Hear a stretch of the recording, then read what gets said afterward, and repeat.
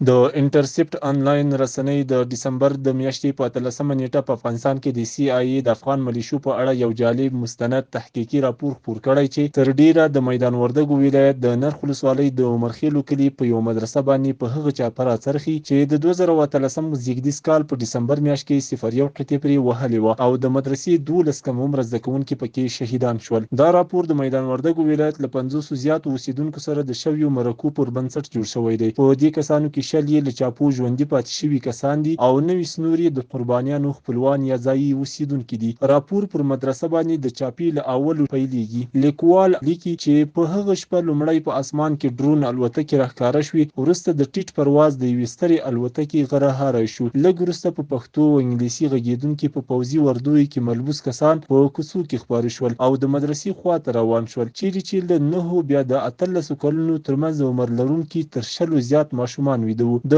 مدرسې یوه ګاونډي کوڅې ته له راخلاص شوي کړکۍ نه لومړی یوه لمبه ولیده او وروسته غټه چاودنه وشوه. عسکرو د مدرسې دروازه په بمونو والوزوله او ورننوتل. په شور او ځواک سره 12 کلن بلال چې په خونه کې تقریبا 9 نور هلکان هم ورسره وو راویښ شو. یو افغان عسکر ورننوت او په پښتو کې یې چیغه کړه: پورته شئ! د خپل ټوپک میل یې هر ماشوم ته یو په بل پسې سیده کاوه. یو بل عسکر راننوت او په خونه کې 2 تر نورو اوچت هلکان انتخاب کړل او له ځانه سره یې ویستل. اولني سرتېري هم شا واړوله چې ووځي، خو تر وتلو مخکې یې نورو هلکانو ته ګواښ وکړ: که بیا مو په دې مدرسه کې پیدا کړاست، یو به هم ژوندی پرې نه ږدو. ځینو هلکانو ژړل او ځینو نورو خبرې نشوی کولای. ځینو هلکانو مرګ ته د تیاري لپاره د شهادت کلمې ویلې. په همدې وخت کې د ډزو غږونه تر غوږو شول. بلال وایي چې وروسته 2 غټې چاودنې وشوې. یوې چاودنې ټوله ودانۍ وښوروله. له دې وروسته مو هیڅ ونه اورېدل. ټول غلي وو. څو ساعته وروسته چې لمر راوخوت، بلال او نور ماشومان لا غلي په 2 تلو ناست وو. ځینې لا هم له ډاره لړزېدل. څنګ ته د مدرسې په 2 خونو او زیرخانه کې 12 نور هلکان په مرمویو سوري بدنونه پر غولي پراته وو. انټرسپټ وایي دا 12 وژل شوي ماشومان د لسګونو هغو ولسي وګړو له ډلې وو چې په میدان وردګو ولایت کې په لږ تر لږه 10 چاپو کې چې مخکې نوې مستندې شوې وژل شوي دي. د 2013 زیږدیز کال په ډسمبر میاشت کې افغان عسکرو چې د 01 په نوم د سی آی ای لخوا د یوې روزل شوي افغان قطعې اړوند وو، د امریکا له ځانګړو ځواکونو او هوایي قوې سره په ملتیا د ملکي وګړو په ضد د طرحې یا ډاره اچونې کمپاین پیل کړ. انټرسپټ په 10 مستندو شویو چاپو کې لږ تر لږه 50 ولسي وګړو د وژل کېدو خبره کوي. په زیاترو مواردو کې حتی 8 کلن ماشومان هم قتل کړل شوي وو. د میدان وردګو ولایت د نرخ، چک، سیدآباد او د امیرداد ولسوالیو اوسیدونکي وایي چې په دې موده کې دوی په چاپو کې قتل عامونه، وژنې، معلولیتونه، اختطاف، پر طبي مرکزونو او د ملکي وګړو پر کورونو بریدونه لیدلي دي. د دې سیمې اوسیدونکي وایي چې د چاپو قربانیان به ډیر کم وخت طالبان وو، خو بیا هم نه افغان او نه هم امریکایي حکومت نه له دې قطعې او نه د هغوی د امریکایي بادارانو سره حساب کړی دی. راپور لیکي د سی آی ای د عملیاتي قطعې به په ضربتي ځواکونو یادېدې چې یوازې تش په نوم د ملي امنیت ریاست تر تشکیل لاندې بلل کیږي. د 01 په نوم قطعې د وردګو ولایت او لوګر ولایت په شمول د هیواد په مرکزي ولایتونو کې عملیات کوي. 02 قطعه بیا په مرکز جلال آباد کې ده او د هیواد ختیځ ولایتونه کنټرولوي. 03 قطعه چې د کندهار ضربتي ځواک هم بلل کیږي په سویل کې فعالیت کوي او 04 قطعه بیا په کونړ او ورڅیرمو ولایتونو کې عملیات ترسره کوي. په سویل ختیځ کې 2 نور قطعې د خوست محافظ ځواک چې په کمپاین باندې هم مشهور دي او شاهین ځواکونه هم فعال دي. شاهین ځواک په 2019 زیږدیز کال کې په پکتیکا کې راپورته شو او فکر کیږي چې عیناً د دې نورو په رقم تر یو امر لاندې چلیږي. د دې قطعو امریکایي سلاکاران د اصل نومونو پر ځای ځانونو ته مستعار یا د شبکو نومونه ږدي. دوی د افغان قطعو د غړو د روزنې ترڅنګ هغوی ته اهداف هم په نښه کوي. تر چاپي مخکې معلومات او لارښوونې ورکوي او د چاپو په مهال له دې عسکرو سره مل وي.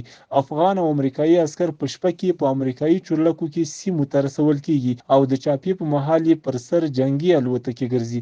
راپور لیکي چې په میدان وردګو ولایت کې د 01 قطعې کې د ځینو عملیاتو هدف ملکی کورونه وو، خو پر جوماتونو مدرسو باندې چاپی عام وي.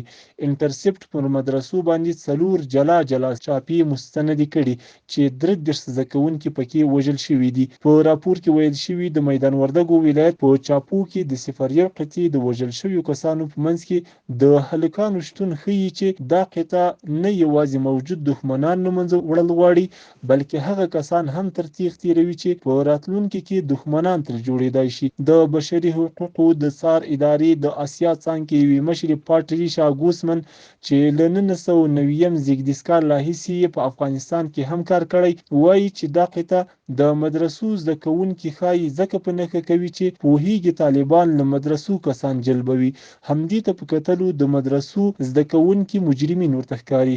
انټرسپټ لیکي چې له 2019 زیږدیز کال راهیسې ځینو وردګو کورنیو خپل ماشومان له مدرسو ایستلي او ځینې نورو یې حتی خپلې سیمې هم پریښي دي.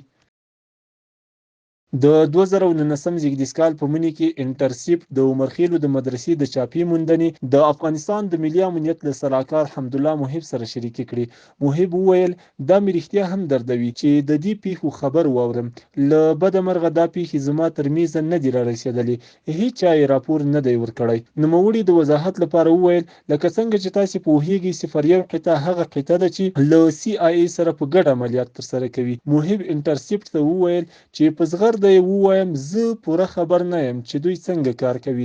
موږ په دې اړه د وضاحت غوښتنه کړې چې دا عملیات څنګه پیښیږي، څوک پکې ښکیل دي، تشکیلات یې څه دي، څه وخت جوړ شول او ولې د افغانانو په کنټرول کې نه دي. محب هغه وخت انټرسپټ ته ویلي وو چې د دې پوښتنو د ځواب لپاره یو راپور ته انتظار دی، خو لا معلومه نه ده چې هغه راپور ورته رسیدلی دی که نه.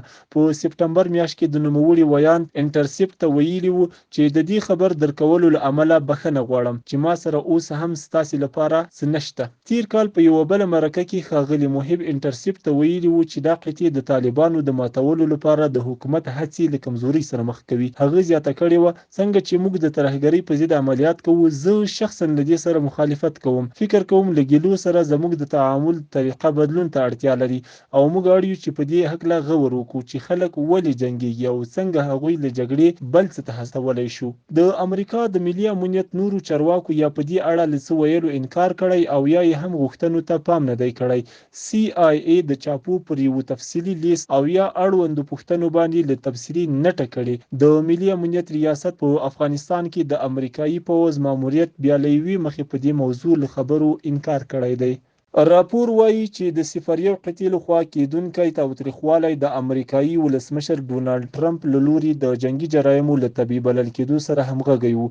په 2019 زیږدیز کال کې ټرمپ د افغانانو وژونکو عسکرو ته بخښنه وکړه، پر امریکایي پوځ د ځمکنیو ماینونو د نه استعمال لګېدلی بندیز یې لرې کړ او همداراز پر نړیواله جنایي محکمه هم بندیزونه ولګول، ځکه یادې محکمې غوښتل چې په افغانستان کې د امریکایي ځواکونو لخوا ترسره شوي جنګي جنایات وڅېړي. په 2019 زیږدیز کال کې د خپلې ولسمشرۍ له پیل لږ وروسته ټرمپ د خپل ملي امنیت سلاکارانو او د هغه وخت دفاع وزیر جیمز مټیس ته امر وکړ چې په ټاکنو کې له افغانستانه د راوتلو د ژمنې پوره کولو لپاره دې نوې ستراتیژي جوړه کړي. له افغانستانه د وتلو لپاره د ټرمپ پلان د ځانګړو سرتیرو پر یو کم شمېر تکیه کوله، څو په خشنو تکتیکونو سره طالبان له کمزوري دریځه د مذاکراتو میز ته په راتلو مجبوره کړي. د ټرمپ ادارې د امریکایي پوځ هغه اوامر او پالیسۍ نرمې کړې چې له 2009 زیږدیز کال را په دې خوا د ملکي تلفاتو د کمولو لپاره غوړې شوې وي. همداراز د جنګي قمندانانو صلاحیت هم ورزیات کړ او افغانستان ته 3000 نور سرتیري ولېږل. د 2019 زیږدیز کال په اکتوبر میاشت کې مایک پامپیو چې هغه وخت د CIA مشر و، وویل چې CIA باید تعرضي، بدطینته، نه بخښونکي او نه ستړي کېدونکي وي. پامپیو نه ویل چې دا نوی دریځ به چیرې او له چا سره پیلېږي.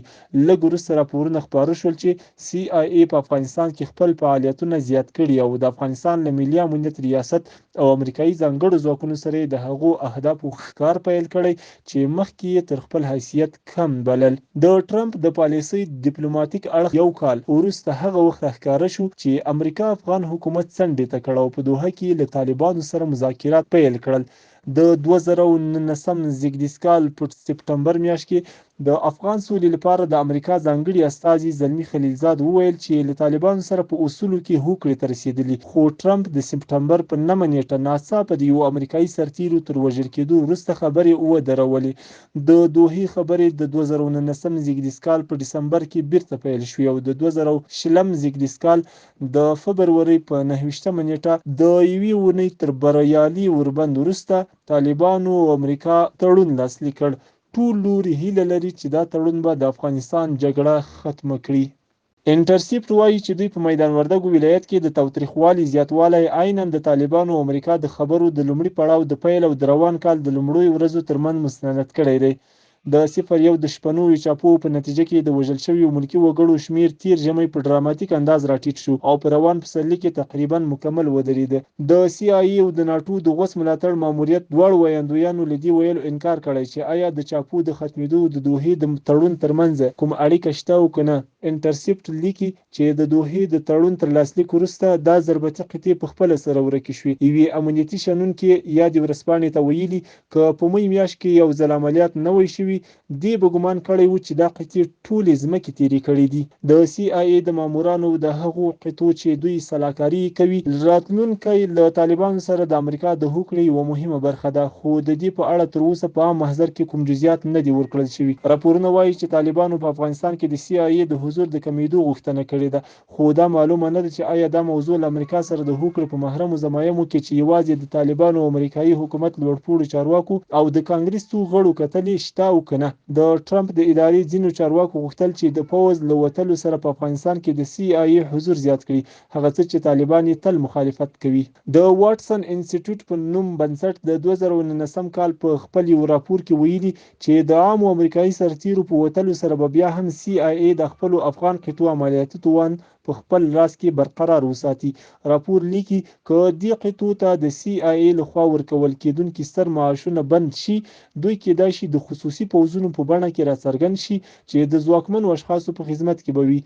د راپور لیکوال وایي که څه هم په 2014 کال کې د امریکا او کابل حکومت ترمنځ لاسلیک شوی امنیتي تړون وایي چې د افغان حکومت له تایید پرته په افغانستان کې د امریکا د خپلواکو عملیاتو لپاره هیڅ کوم میکانیزم شتون نه لري، خو بیا هم دا قطعې د کابل حکومت له کنټروله بهر کار کوي. د US کوډ 50 عنوان وایي له هیواده بهر په هغه صورت کې چې د امریکایي حکومت رول پټ پاتې کیږي او په عام محضر کې نه راښکاره کیږي، امریکایي حکومت پر سیاسي، اقتصادي یا پوځي شرایطو باندې د نفوذ پیدا کولو لپاره د پټو فعالیتونو اجازه لري. یوازې د امریکا ولسمشر په دې پټو فعالیتونو واک لري.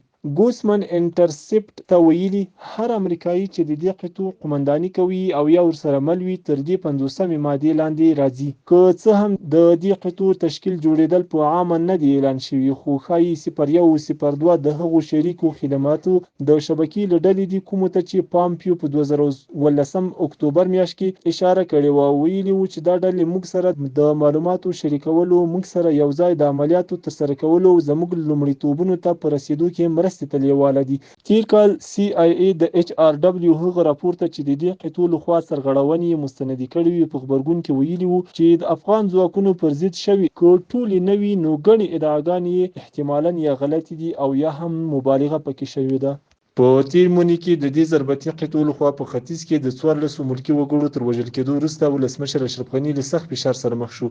د هغه وخت د ملي امنیت رئیس معصوم ستانکزي استعفا وکړه او غني په یو ټویټ کې وویل چې دا وروستۍ چاپه په مخکینیو ډاډونو په لارښوونو کې په بدلون برسیره بیا هم وهل شوې.